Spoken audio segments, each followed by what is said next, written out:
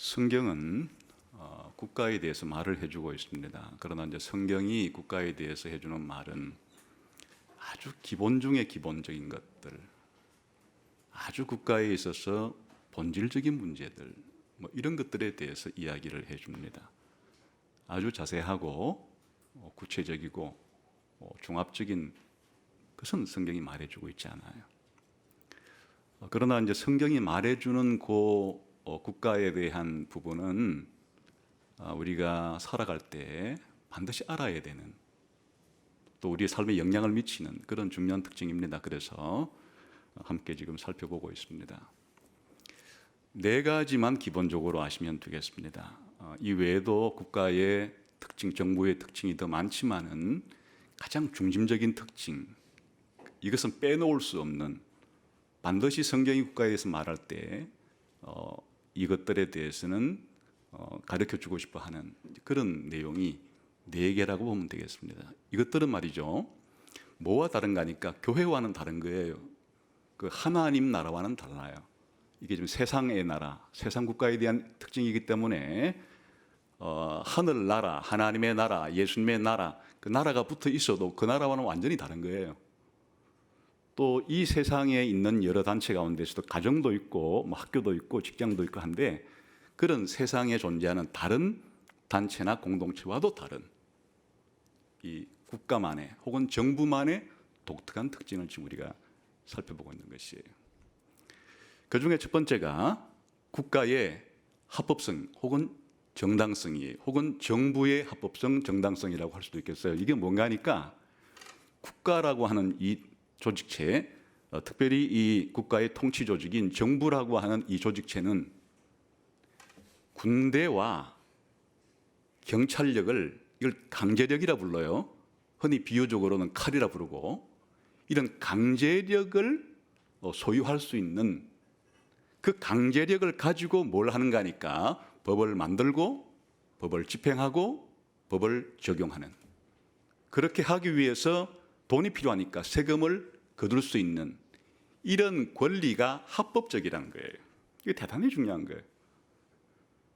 이렇게 생각 안 하는 사람들도 있기 때문에 그런 거예요. 세상에는 이런 국가나 정부가 없었으면 좋겠다, 무정부주의라고 부르는 이런 사람들도 있기 때문에 그렇지 않다. 성경이 말하는 이 국가가 안에 첫 번째는 국가가 강제력을 가지고 법을 만들고 집행하고 적용하는 데 있어서 세금을 거둘 권리가 있다고 성경은 말한다. 그 권리를 누가 줬느냐? 이 권리를 누가 줬느냐에 대해서도 수많은 근거에 대한 이론이 각자 다 다르지만은 성경은 하나님이 줬다고 말한다.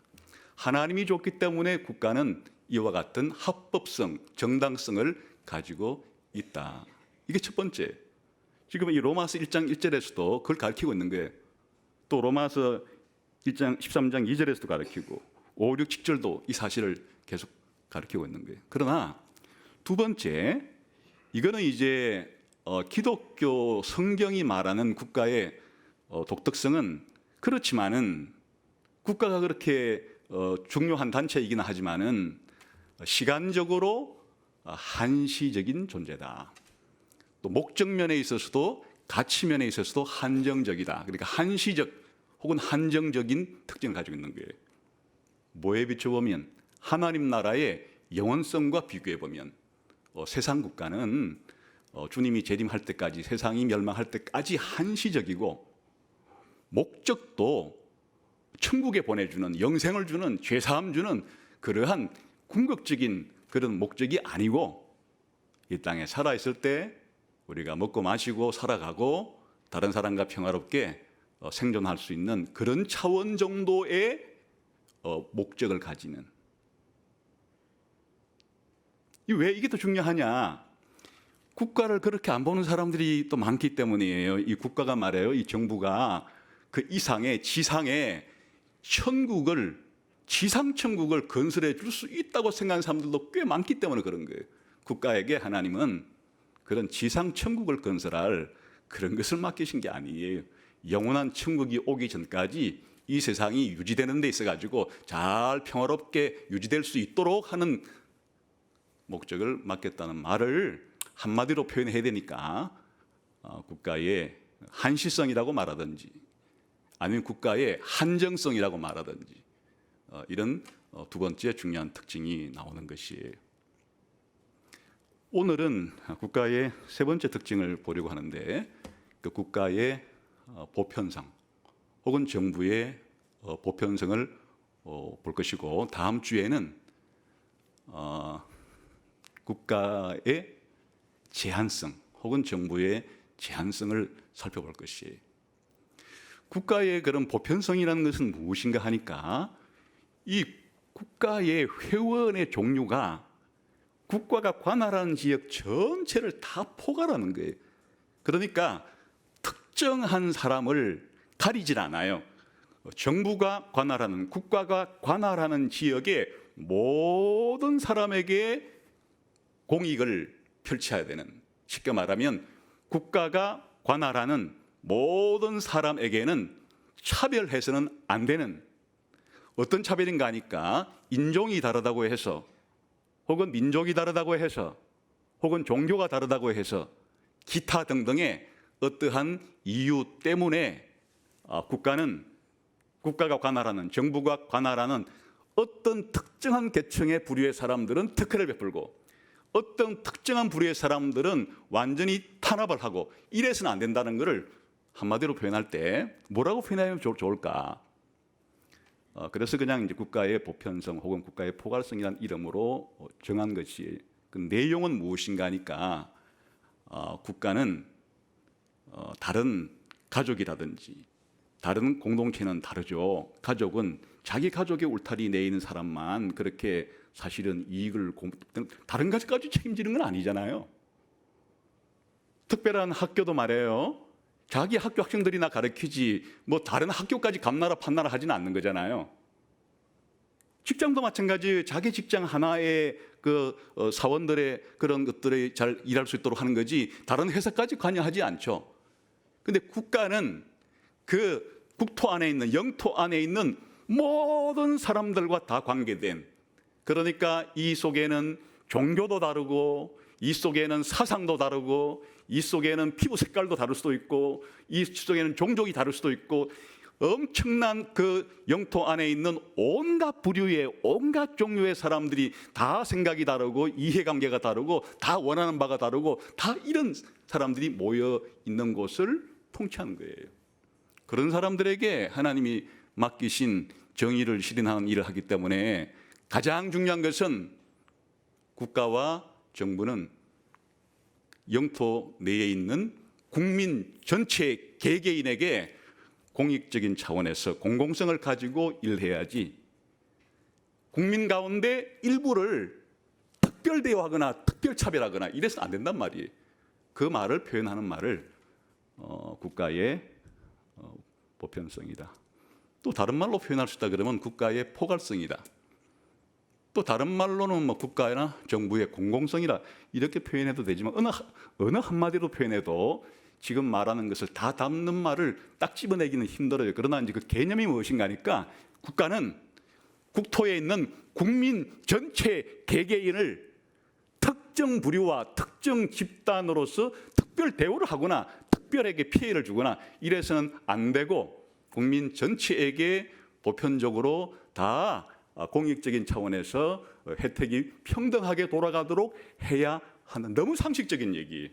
그런데 너무 상식적인 얘기인데 역사 가운데 수많은 국가와 수많은 정부들이 이렇게 안 한 정부와 국가들이 더 많기 때문에 문제가 되는 거예요. 우리가 살피는 것은 그냥 상식적으로 생각하면 그래야 될 것 같은데 지금 우리는 상식적인 차원에서 다루는 것은 아니고 과연 성경이 국가를 바라볼 때 이렇게 말하고 있느냐 하는 게 이제 우리의 관심사니까 이런 국가의 보편성에 대해서 성경은 뭐라고 말하는가?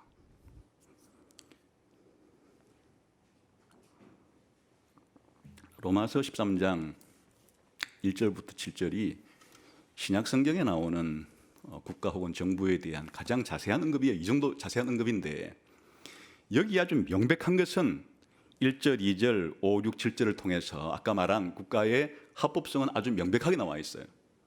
그리고 다음 시간에 공부할 국가가 하는 일이 뭐냐, 그 칼을 가지고 하는 일이 뭐냐 할 때 악한 일을 행한 자들을 벌주고 선한 일을 행한 자를 칭찬하는, 우리가 쓰는 말로 말하면 정의가 구현될 수 있도록 일을 하는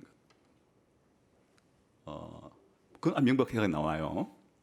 근데 여기에 방금 말한 국가가, 정부가 자기가 관할하는, 자기가 통치하는 지역의 모든 국민들을 인종적으로나 아니면 종교적으로나 차별하지 말라는 말은 나오지 않는데 어떻게 이 구절을 이해할 것인가?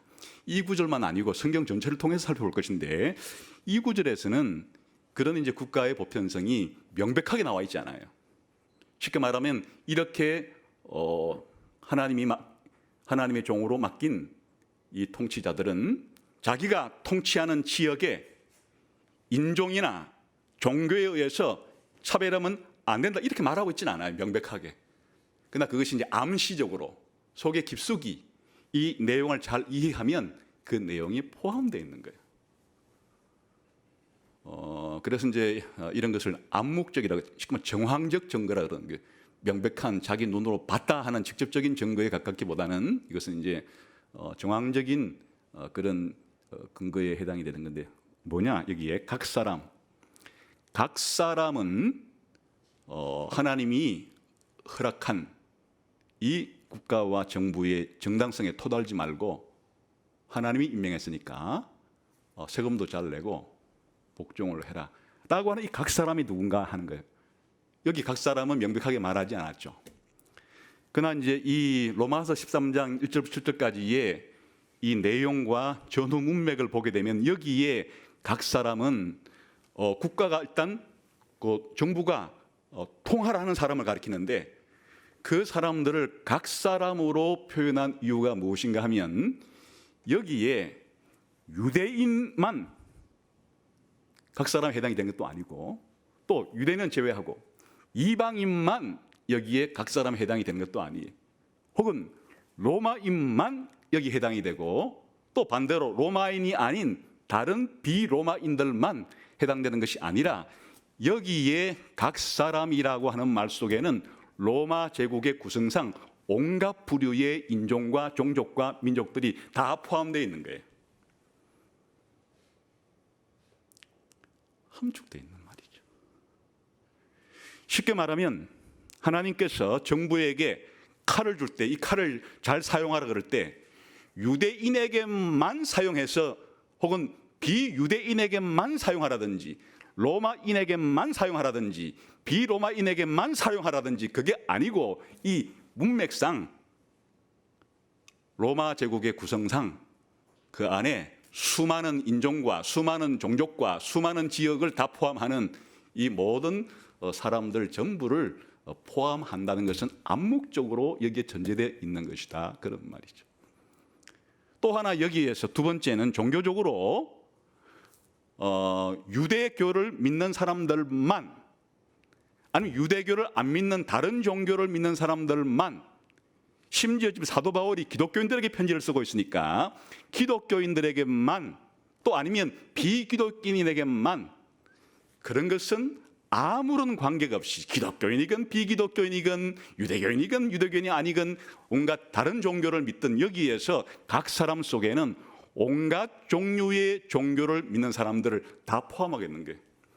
그야말로 로마는 만신전을 지었을 정도로 모든 종교를 믿는 것에 대해서는 자유롭게 허용을 하고, 나중에 이제 국가 종교라고 하는 황제 숭배 종교를 만들어서 1년에 한 번씩은 황제에게 절하고 나머지 날은 다 믿고 싶은 종교를 믿어라, 뭐 이런 식으로 가긴 하지만은 여기에 각 사람 속에는 그 로마 제국의 그 어마어마한 땅덩어리 속에 수많은 종교를 믿는 모든 각 사람이 다 포함되어 있는 거예요. 로마 황제가 다스릴 때, 총독이 다스릴 때 이 각 사람 속에는 종교 불문 통치하는 것이고, 또 여기에 로마 제국 내에 있는 종교 불문의 모든 로마에 살던 사람들은 로마의 이 통치자들에게 세금도 내고 복종해야 한다. 그런 것이 포함되어 있단 말이에요. 그러니까 이게.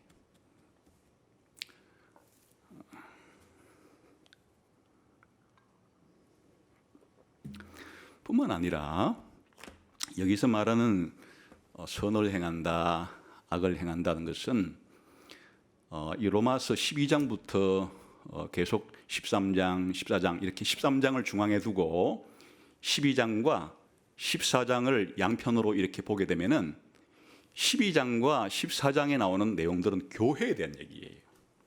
교회.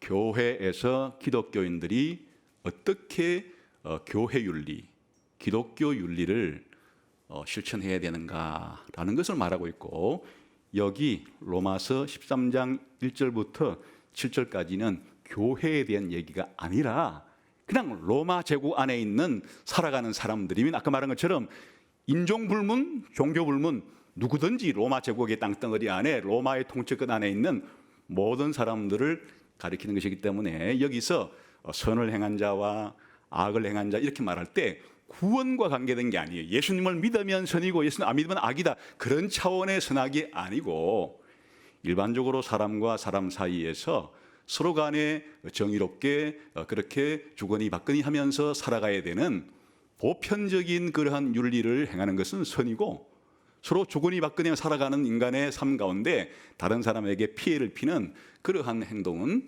악이라고 부르는 아주 일반적인 선과 악을 말하는 거예요. 그러니까 여기에 명백하게 내가 임명한 로마의 통치자들은 하여튼 너희 땅덩어리 안에서 너희가 관할하는 모든 사람들을 다스리되 인종과 민족을 불문할 것이며 종교를 불문할 것이며 그들을 잘 통치하라. 그러면 안 했어도 이 각 사람이 로마 제국에 순종하고 또 로마 정부는 각 사람에게 각 사람을 통치하고 하는 말 속에 그런 것이 포함되어 있다. 그런 말이죠. 이런 것을 이제 문맥을 통해서 추론하는 것이에요. 그러면 나머지 성경 전체에서는 어떻게 말하고 있는가 하는 것이, 우선 구약 성경의 사례를 보게 되면은 구약 성경에 특정한 종교를 믿고 특정한 종족끼리만 구성되어서 살아간 유일한 사례는 하나님이 그 이스라엘 백성이 모세 때부터 다윗 나라가 망하기까지의 그 한 1000년 기간 동안에 가나안 땅에 살던 그 시기를 제외하고 나머지 구약 성경에 있는 모든 나라가 그런 식으로 움직이질 않아요. 쉽게 말하면 이스라엘 백성들이 바벨론 제국에 끌려가고 또 페르시아 제국에서 살아가고 할 때 그런 바벨론 제국과 페르시아의 그 왕들도 하나님이 임명했다고 말하는 거예요. 같은 원리가 적용되는 거예요.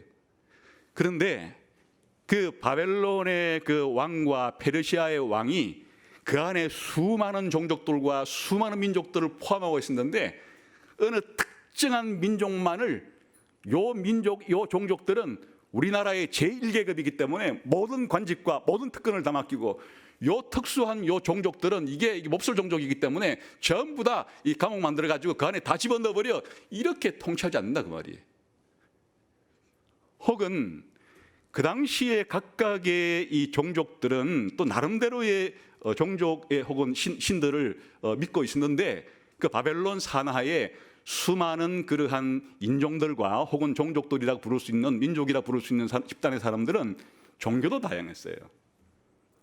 그런데 바벨론의 왕이 어느 특정 신들만을 믿게 하고 그걸 국교로 인정하고 그와 같이 특수한 민족이 믿는 그와 같은 신만을 인정하고 나머지 모든 종교는 전부 다 탄압했느냐? 그러지 않아요. 다시 말하면 국가라고 하는 것은 이 정부가 특정한 영토를 중심으로 그 영토 안에 살아가는 모든 사람들은 너무 다양한데 특히나 제국 같은 그런 국가의 형태 속에는 수많은 민족들과 종족들과 수많은 종교들을 다 포함하고 있는 그런 것이기 때문에 기본적으로 종족이 다르다는 이유 때문에 혹은 종교가 다르다는 이유 때문에 특별 대우하거나 특별히 억압하는 그런 정책을 써서는 안 된다. 그런 정책을 쓰지 않는다. 에스더서에 나오는 그게 예외적인 아주 비정상적인 상황이 발생했는데 우리가 에스더와 모르드게가 살던 그 페르시아 시기에 하만이라고 하는 이 사람에 의해서 바로 페르시아의 왕을 통해 가지고 유대인들이라고 하는 이 민족과 유대교라고 하는 이 종교를 그냥 씨를 말리버리려고 하는 그것은 비정상적인 잘못된 사례에 해당이 되지 그거를 잘했다고 말하는 게 아니에요. 그러니까 구약 성경에 나오는 수많은 나라들이 어떻게 작동하느냐. 수많은 나라들은 자국에 있는 그러한 사람들에 대해서 그러한 특정한 인종이나 민족이나 종교 때문에 특별을 대우하거나 특별을 차별하지 않는다. 국가라는 곳은 그런 것이다. 왜 그러냐? 국가라는 것 자체가 워낙 그 속에 있는 사람들이 다양하기 때문에 그 속에 있는 다양한 사람들 전부에 대해서 공공의 이익을 제공하는 것으로 부름받은 조직체지. 국가라는 단체가 사람을 선별해가지고 특정 집단 우대하고 특정 집단을 그런 식으로 차별하는 것이 국가가 하는 일이 아니다. 정부가 하는 일이 아니다. 하는 것은 구약 성경에 나오는 국가들의 모습을 통해서도 이 역시 간접적으로 확인할 수 있는 사항들이다. 더 구체적인 정황적 증거들은 아브라함이 가나안 땅에 살 때 그 가나안에 있는 통치자로부터 아브라함이 다른 종교를 믿는다는 이유 때문에 박해받지는 않아요. 또 이스라엘 사람이 바벨론 포로로 끌려갔을 때도 마찬가지예요. 그때도 역시 그 이유 때문에 박해받지 않기 때문에 오히려 하나님의 백성들이 바벨론이라는 제국에 갔어도 그 나라의 시민으로서도 열심히 살아가고, 다시 말하면 유대 민족이라고 하는 것 때문에 특별 피해를 받지 않았다는 얘기예요. 또 심지어는 다니엘과 세 친구 같은 사람들은 바벨론 제국의 고위 공직자까지 진출을 해요. 다시 말하면 유대 민족이라고 하는 민족이 유대 하나님을 믿는다고 하는 것이 바벨론 제국의 고위 공직에 진출하는데 아무런 제약 조건이 없었다.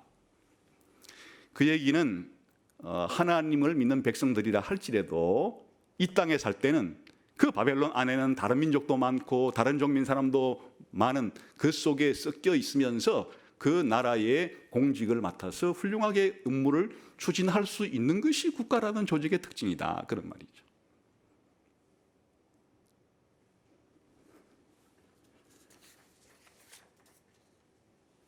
그리고 심지어는 말이에요, 잘 되기를 위해서 기도하라 그랬어요. 지난번에도 본 적이 있는데 예레미야서와 이런 다니엘서 같은 것들을 살펴보게 되면 바벨론에 살아가는 그 이스라엘 백성을 향해서 하나님이 예레미야에게 뭐라고 말했는가 하니까 그 땅에 살면서 결혼도 하고 자식도 놓고 논밭도 가지고 있으면서 잘 살면서 바벨론의 평화를 위해서 기도하라. 그러니까 하나님의 백성들이 말이에요, 하나님 믿는 사람들이지만은 국가라고 하는 공동체 속에서는 다른 종교를 믿는 사람들이 있어도, 다른 종족의 사람들이 있어도 그 나라가 잘 되게 해주시라고 하나님께 기도하라고 한 것이 뭐예요? 국가라고 하는 조직은 그런 식으로 작동하는 공동체이기 때문에 그렇게 기도하라고 한 것이죠. 쉽게 말하면 국가의 특징은 그런 거라 그 말이죠. 심지어 만일 하나님께서 이 세상의 국가가 모조리 하나님 믿는 사람들만으로 국민이 구성되고 하나님을 믿는 사람들로서만 국가의 통치자가 되도록 의도했다 그러면 하나님이 바벨론에 간 이스라엘 백성과 바벨론의 지도자가 된 다니엘과 세 친구에게 뭐라고 말했겠어요? 자, 원래 국가란 나를 믿는 사람들만 국민이 돼야 되는 거야. 나를 믿는 사람들만 통치자가 돼야 되니까 지금부터 이 바벨론 제국을 뒤집어 엎을 그러한 독립군을 양성해서 비밀리 양성해서 모월 모시에 기도원의 300명 용사같이 네가 아주 용감한 사람 300명을 데리고 가면 완전히 바벨론 정권을 다 무너뜨리고 바벨론이라는 나라 자체를 완전히 여호와를 믿는 그런 여호와의 국가로, 그리고 너희들을 전부 다, 그러면 어떻게 되는 거예요?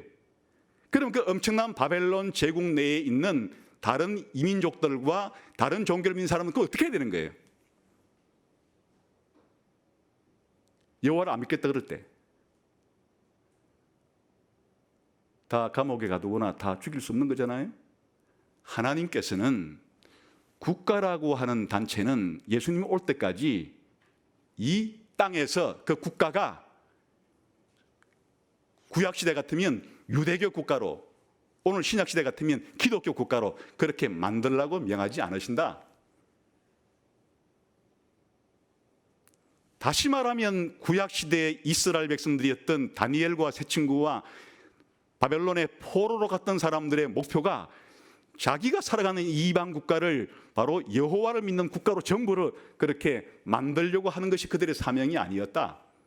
오늘날 우리 기독교인들도 기독교인들이 살아가는 나라에서, 지금 기독교인들은 모든 국가에 다 기독교인들이 거의 다 있겠죠. 그럼 전부 각 나라에 사는 기독교인들이 전부 골기에서 전부 다 자기가 사는 나라들을 전부 다 기독교 국가로 다 만들어서 온 세상을 전부 기독교 국가를 하나로 통일하는 것이 기독교인의 목표냐? 그렇지 않다고 말한다. 국가에는 하나님께서 그런 식으로 국가가 하도록 명하신 것이 아니고, 국가라고 하는 이 공동체의 특징은 국가 안에 어떤 민족이든 어떤 종교를 믿든 어떤 지역 출신든지 간에 그 이유 때문에 차별해서는 안 되는, 국민 전체의 공공의 이익을 제공해 줘야 되는 그러한 것이 국가의 특징이다, 그런 말이죠.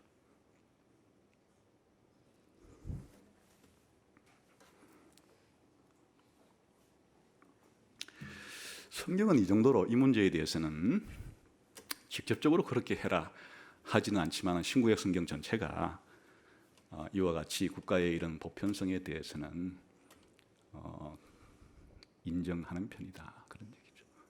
그리고 지금 이 이야기는 상식을 가진 사람, 양심을 가진 사람이면 이걸 이제 자연법과 자연권이라 그러는데, 태어날 때부터 인간은 존엄하고 하나님께서 태어날 때부터 양도할 수 없는 천부적인 인권, 자연권을 주었고, 그리고 사람들과 사람들 사이에는 동서고금의 시대와 지역을 초월해서 보편적으로 서로 상대방에게 해야 될 보편적인 의무라고 불리는 자연법이 있다고 믿는 사람들이라면 당연히 국가가 이렇게 정부가 영토 내에 있는 모든 사람들을 존중하고 그들의 자연권을 인정해주고 이런 자연법이 시행될 수 있도록 법을 입법하고 집행하는 것은 너무나 상식적인 얘기가 되는 것이에요.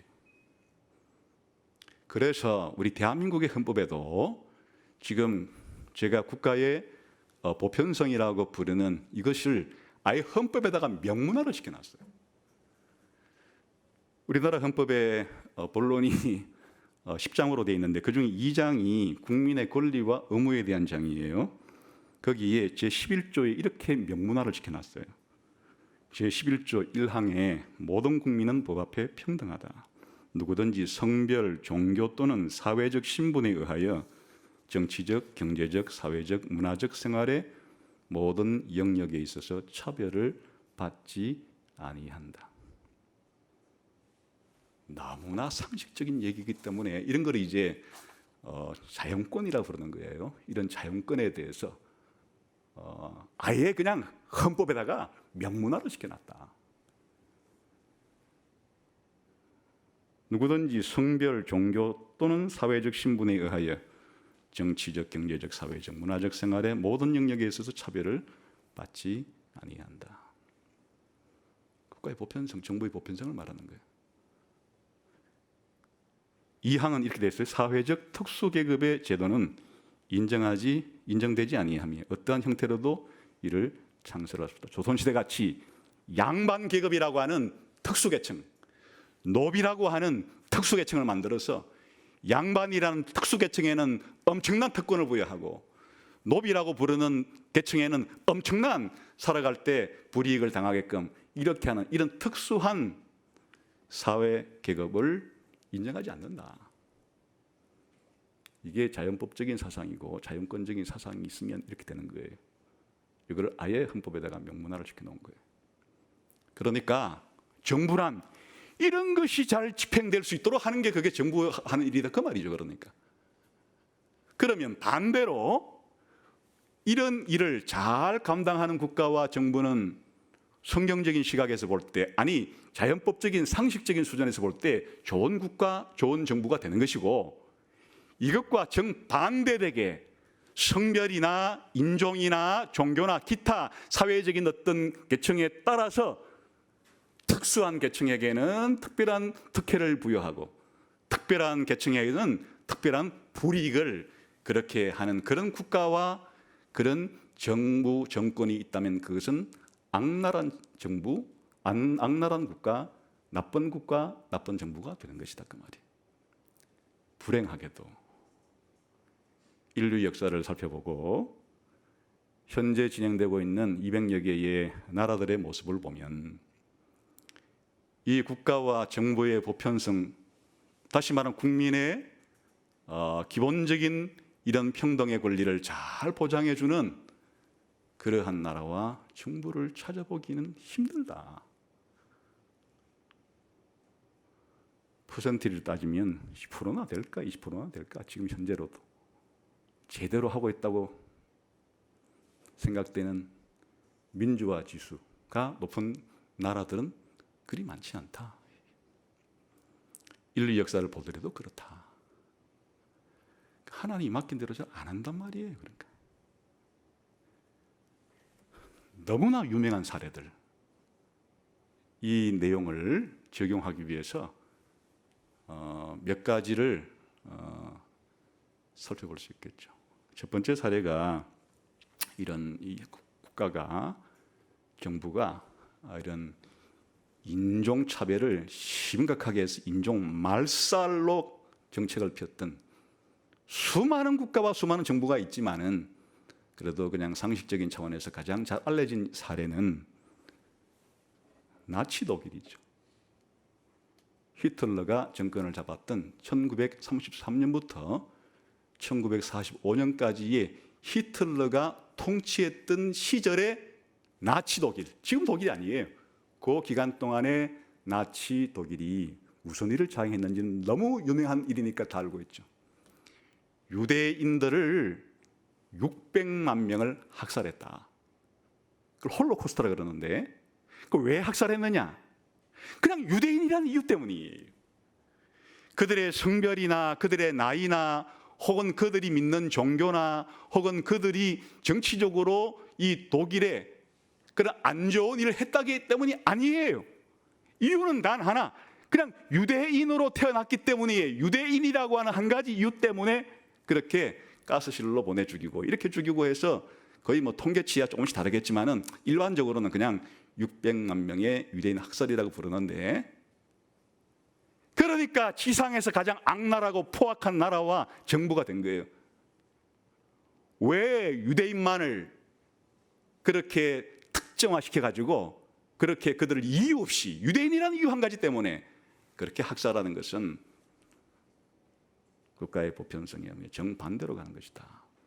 물론 나치 독일이 유대인만 그런 건 아니에요. 집시들도 가스실로 보내고 또 자기들이 점령하는 지역에 그게 러시안이었건 누구든지 간에 거의 노예화 삼고, 심지어는 게르만족 가운데서도 정신적으로나 육체적으로 건강하지 않은 사람들은 죽이기까지 하는 만행을 저질렀는데, 다 지금 자기가 다스리는 그 영역 안에서의 특수한 부류를 뽑아내가지고 이렇게 반대로 학살하는 거예요.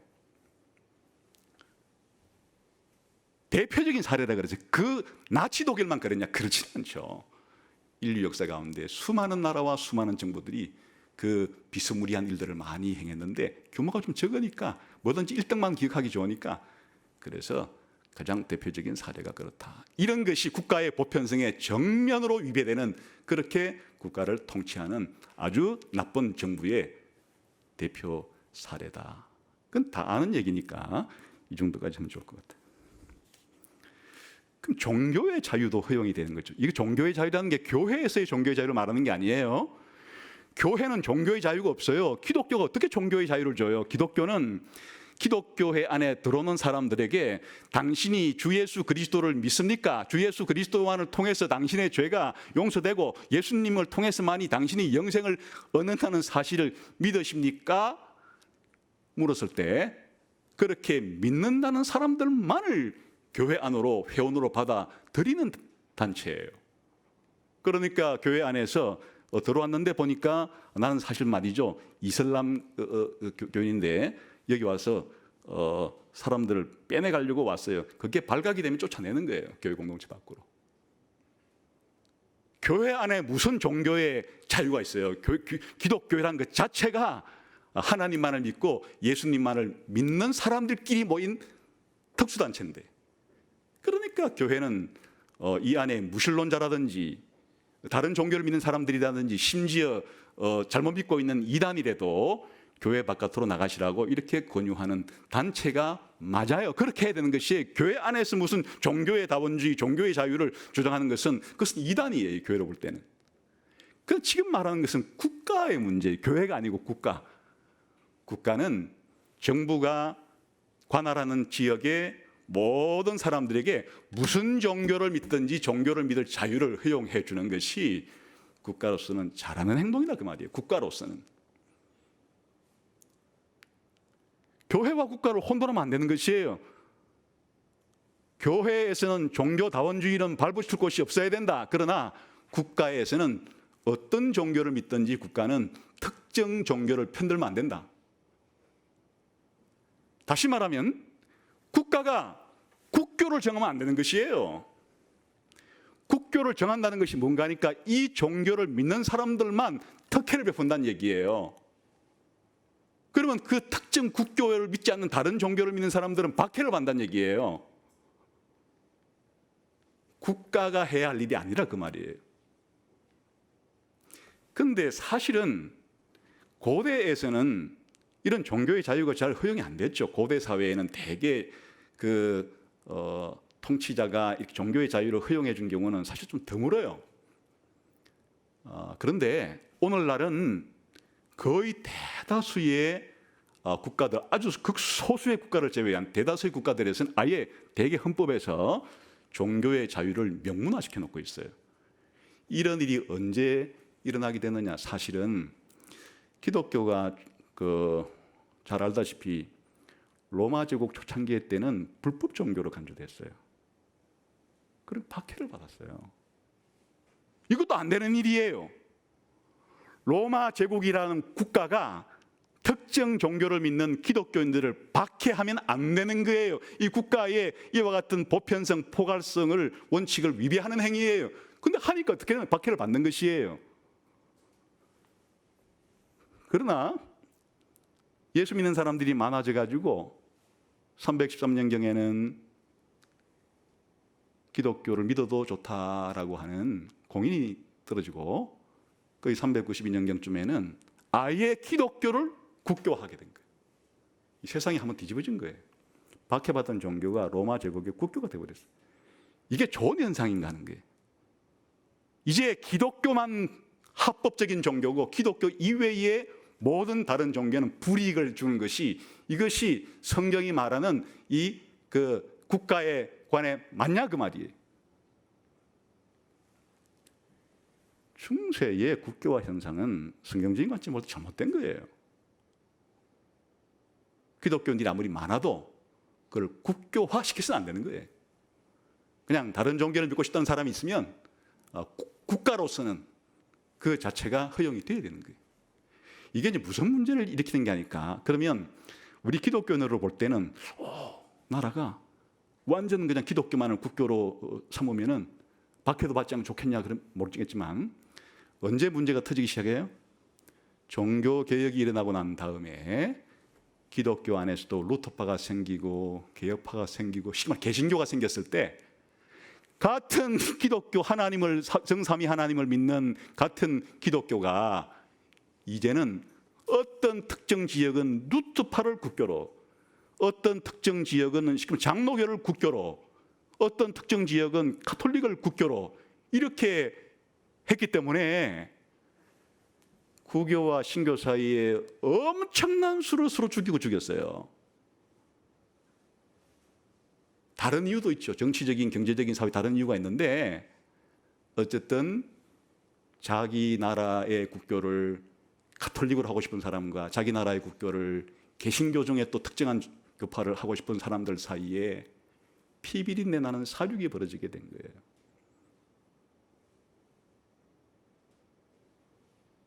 어느 파를 국교로 삼을 거예요?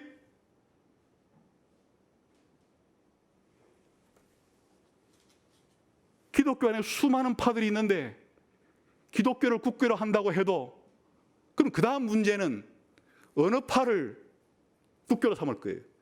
그러면 그 국교가 된 기독교 일파는 국교가 안 된 다른 기독교 일파를 또 불이익을 주고 박해를 할 수밖에 없는 것이. 그래서 국가는 국가의 특성상 보편성을 띠어야 되기 때문에 예수님 오실 때까지 국가는 그 영토 안에, 그 관할 지역 안에 어떤 종교를 믿든지 그것을 허용해 주어야 한다 하는 원리가 생겨나게 되는 거죠. 그래, 이게 언제 생기는가 하니까 유럽에서는 이루어지지를 못했어요. 그래, 이제 온갖 이런 종교 문제 때문에 서로 박해를 하고 박해를 주고받던 일단의 사람들이 그야말로 소위 말해서 종교의 자유를 찾고 싶은 사람들이, 일단의 사람들이 미국 땅으로 건너가서 영국으로부터 독립을 하고 거의 18세기 말에 가서야, 거의 미국 독립혁명을 통해서 미국이 건국되는 그 시점에 가서야 겨우 그것도 버지니아 주 중심으로 이런 종교의 자유에 대한 사상이 그렇게 알려지게 되고, 그 18세기 말 특히 장로교가 있던 그 지역에서 이 종교의 자유가 강력하게 주장이 됨으로써 미국이 그것을 받아들여서 18세기 말에 아예 미국의 헌법 가운데서도 이런 종교의 자유를 명문화하는, 쉽게 말하면 헌법에 이렇게 우리나라 사람들은 모든 종교 중에서 어느 종교를 믿어도 좋다라고 이렇게 아예 그냥 헌법에다가 명문화하게 된 때가 그리 오래되지 않는다. 거의 18세기 말이에요. 그런데 오늘날에는 그 영향으로 이제 전 세계 어느 나라든지 그렇고, 지금 대한민국도 마찬가지. 대한민국 현 정부가 우리는 무신론자들이에요, 유물론자들이에요, 종교라는 것이 어떻게 가능해요? 하여튼 우리나라에서는 종교라는 것을 믿는 사람들은 다 감옥에 가둘 거예요. 이러면 안 되는 거예요. 자기들이 무신론자라고 해도, 또 자기들이 특정 종교를 지지하는 게 있다고 해서 어느 특정 종교 하나를 그렇게 국교로 삼으면 안 되는 거예요. 국교로 삼는 순간에 다른 종교를 믿는 사람들에게는 반대로 박해와 탄압과 불이익을 줄 수밖에 없는 구조가 되어 버린다. 이해가 되죠? 국가는 어떤 종교를 믿든 어떠한 인종에 속해 있건 또 어떤 지역 출신이든지 간에 상관없이 이런 거에 대해서 기본적인 불이익을 받아서는 안 된다. 또 반대로 특혜를 받아서는 안 된다. 라고 하는 정책에 따라서 국가는 국민들을 그렇게 통치해야 되는 것이다. 국가의 보편성이에요.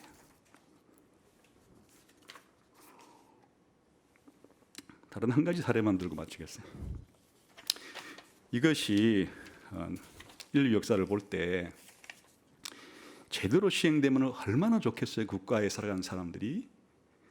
그러나 아예 대놓고 정권을 쟁취해서 어느 한 국가를 자기들이 가지고 있는 이념에 따라서 다스리려고 할 때 그 이념 자체에 이런 국민들을 편가르는 이념을 가진 그런 사람들이 정권을 잡아서 나라를 세우면 그 땅에 재앙이 벌어지기 시작하는 거예요.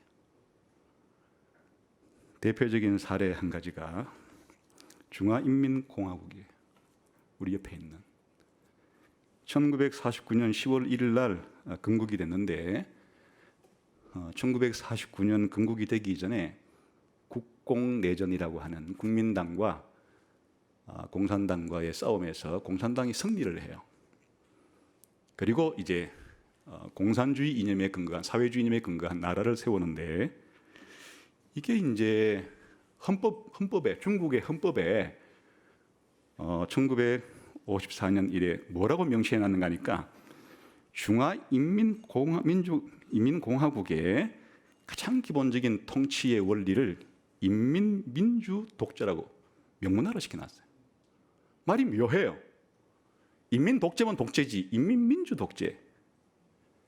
그게 프롤레타리아 독재라고 하는 마르크스와 레닌주의의 프롤레타리아 대신에 인민이라는 말을 바꿔 끼워놓고 사람들이 민주라는 말을 좋아하니까 민주라는 설정 끼워놓고 해서 인민민주독재. 원래는 프롤레타리아 독재 국가여야죠.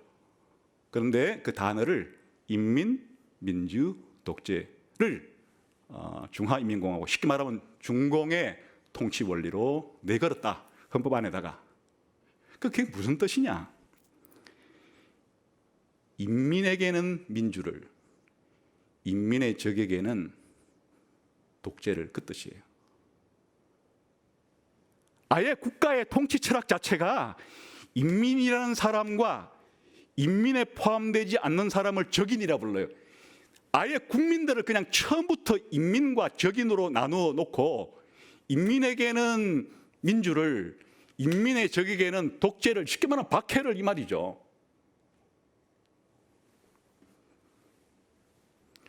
무서운 철학을 가지고 나라를 세웠어요. 1954년 마오쩌둥은 전체 인구 중에서 95%를 인민으로 분류하고 5%를 적인으로 나누었어요. 그 어마어마한 인구 대국인 중국에서 5%가 적인으로 적겠다는 얘기는 인민의 적으로 간주됐다는 얘기. 죽음의 그림자가 그들에게는 이제 어른거릴 수밖에 없죠. 사례를 보면 기본적으로 이 중화인민공화국을 세우기 전에도 국민당과 국공내전을 할 때 이런 생각 가진 사람들이 특정 지역을 장악을 하면은 그걸 신해방구라고 불렀는데 거기에서 이제 토지 계획을 실행하는 거예요. 이게 무시무시한 거예요. 토지 계획이라는 게 뭔가 하면은 그 지역에 살아가는 지주와 분홍들은 다 죽여버리고 그들의 땅을 빈농이나 중농이나 다른 사람에게 다 분배한다는 그 뜻이에요. 사람을 분홍과 빈농으로 이렇게 나눠놓고 난 다음에 어느 쪽이 사람이 적어요? 그 분홍이 당신이 그 당시 중국 농촌의 한 10%밖에 해당이 안 되니까 나머지 90%를 선동해서 이 10%를 죽여버리는 거예요.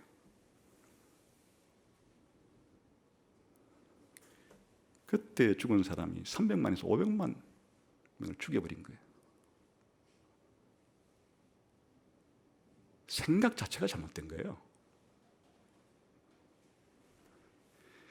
나라를 세우자마자 1949년에 10월 달에 나라를 세우자마자 이제 50년대가 되겠죠. 50년대 초반에 또 사람들을 또 나누기 시작하는 거예요. 해서 이름도 참 다양한 이름이 붙였어요. 진압 반혁명 운동, 국민당의 잔당들을 척결한다는 운동이에요. 그리고 조금 있다가 부패 집단 또 선정을 해가지고 부패한 관료 집단에 대해서 이들을 없애버리는 삼반운동, 또 조금 있다가 자본가 및 사적인 기업가들을 제거해버리는 오반운동, 또 조금 있다가 교육계와 지식계, 쉽게 말하면 지식인과 교육자들을 없애버리거나 감옥에 가두는 사상 개조 운동을 펼쳐 피해 대숙청을 또 벌였어요. 1950년대 초반에. 왜 이런 생각을 하는 거예요? 정부가, 국가가 자기가 통할하는 모든 곳의 사람들을 평등하게, 인종이든 종교든 무엇이든지 간에 평등하게 대우해야 한다고 하는 이 국가 철학, 정부 철학이 없이 처음부터 사람들을 이렇게 편을 갈라가지고 일단의 편을 없애버려야만 사회주의 혁명을 실현할 수 있다고 생각하니까 사람들이 막 죽어나간다 그 말이에요. 몇백만 명이 또 살육당했죠. 정책을 잘못 펴서 굶겨 죽인 것은 4,500만 원 말할 필요 그건 빼고 1966년부터 1976년까지 무시무시한 문화대혁명이라는 이름으로 광기서린 정치를 펼치기 시작한 거예요. 문화대혁명 무슨 문화대혁명이에요. 문화대폭동 아니면 문화대반란이든지 문화대폭력이든지 이름 붙여야 되는데 무슨 문화를 개조한다고요?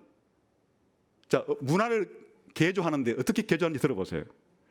이게 특정 개인의 연구 결과가 아니고 두 차례의 중국 공산당이 공식적으로 10년 동안의 이 대광난의 시기 동안에 무슨 일을 벌여가지고 피해를 얼마나 받는지를 지금까지 두 차례에 공식적으로 발표한 때가 있어요. 개인 연구가 아니에요. 1978년 12월 13일 날 중앙정치국 확대회의라는 곳에서 중앙위원회 부주석 예제님이라는 사람이 1978년이면 이제 중국이 개혁 개방으로 이제 들어선 때예요. 개혁 개방으로 들어서자마자 그 이전에 10년 동안의 엄청난 모택동 혹은 마오쩌둥에 의해서 저질러진 이 학살극을 폭로했는데 어떻게 했냐면 들어보세요.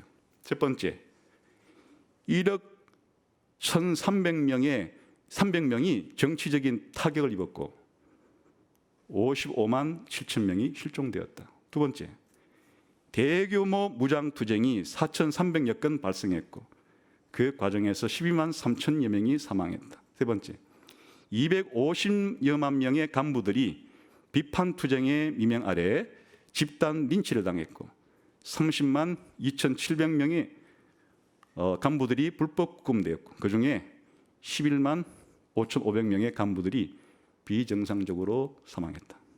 네 번째, 도시에서는 481만 명의 각계 인사들이 역사 반응명, 현행 반응명, 계급 이기 분자, 반혁명 수정주의 분자, 반동 학술권자 등으로 낙인이 찍혀서 그중에 68만 3천여 명이 비정상적으로 사망했다. 다섯 번째, 농촌에서는 520여만 명의 지주, 분홍과 그 가족들이 박해를 받아 약 120만 명이 비정상적으로 사망했다. 피해를 입은 사람만 1억 3천만 명이고 비정상적으로 죽은 사람들, 학살당한 사람들 쉽게 말하면 200여만 명이 훨씬 넘는다. 공식적으로 1978년에 공산당이 자체적으로 그렇게 발표한 내용이에요. 특정 개인이 한 얘기가 아니고. 5년이 지나서 1884년 4월에 중국 공산당 중앙위원회가 열렸을 때 2년 7개월 동안의 조사와 검증을 거쳐서 또 새로운 조사 결과를 발표했어요. 좀 이제 수치가 좀 달라졌어요.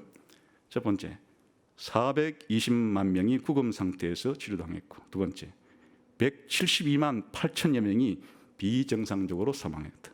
세 번째, 13만 5천여 명이 현행 반혁명의 제목으로 사형에 처해졌다. 네 번째, 무장투쟁으로 27만 7천여 명이 사망했고 703만여 명이 불구가 되었으며 네 번째, 7만여 가정이 파괴되었다. 다섯 번째인가요?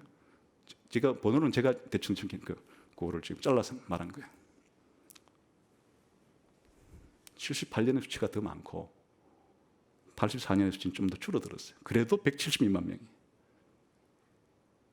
왜 이런 숫자가 차이 났느냐? 78년에는 문화대혁명이 끝나자마자 문화대반란이 끝나자마자 곧바로 이제 개혁 개방에 들어가기 위해서 아주 그 문화대혁명 기간에 있었던 학살에 대해서 좀 자세하게 보도록 하려고 했고, 한 5년쯤 지나서는 이제 개혁개방의 열매들이 좀 맺히면서 옛날 문화대혁명 기간에 많은 일들이 바로잡히자 약간의 숫자가 좀 줄어드는 것이니까 어느 것이 정확한지는 모르지만 어쨌든 공식적으로 두 번 발표했다. 무슨 얘기냐? 왜 이런 일이 발생했느냐? 그 나라의 통치를 받는 국민들을 이런 식으로 어느 특정한 세력으로 가르는 순간에 그들은 인민의 적이 되어버린 것이고, 그 인민의 적은 죽임을 당했다.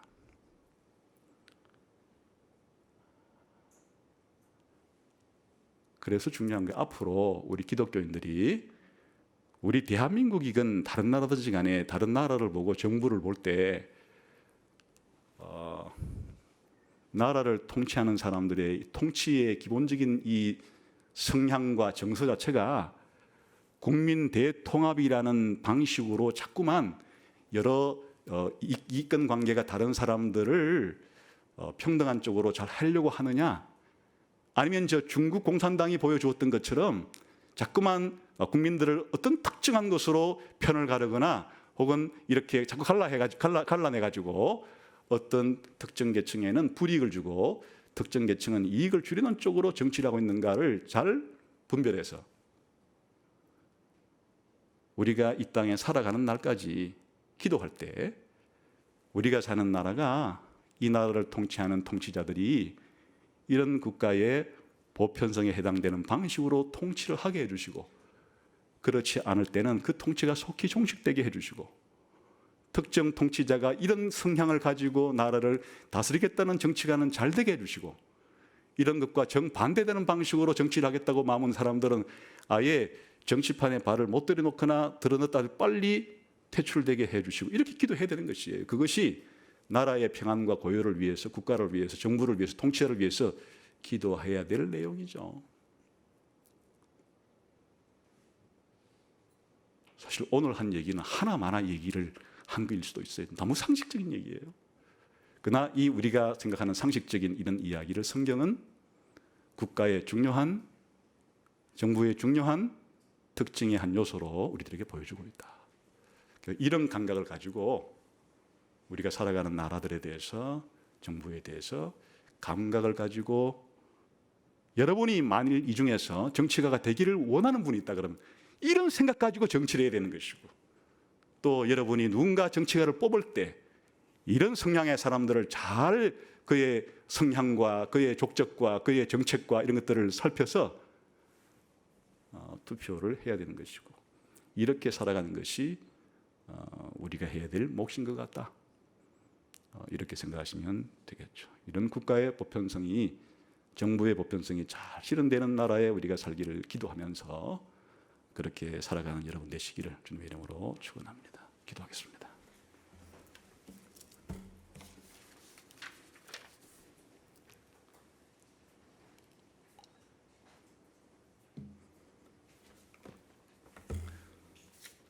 하나님 아버지, 우리가 살아가는 이 세상이 평안하고 고요해서 우리가 마음 놓고 주님을 찬양하고 기도하고 전도할 수 있도록 복을 내려주시고, 또 이 땅에